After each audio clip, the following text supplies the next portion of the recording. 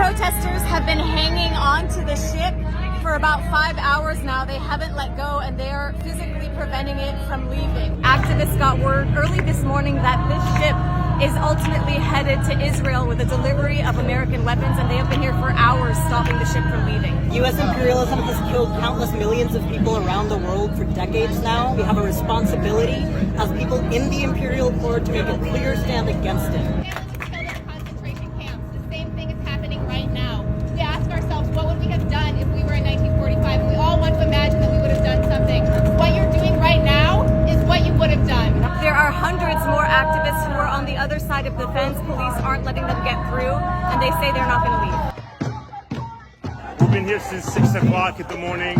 We're here to let the world know that Oakland Port is shipping weapons to the state of Israel to continue to murder our families in Palestine. I'm here as a Jewish person, the granddaughter of Holocaust survivors, watching the weaponization of Jewish history, my history, to be used to carry out a genocide against the Palestinian people. And I'm here as a U.S. citizen, watching my government send billions of dollars in military aid to Israel to be used to carry out this genocide. Activists told us they'd received word that military equipment and weapons would be loaded onto the ship at stops elsewhere before sailing to Israel. And it's not the first time protesters have used this tactic.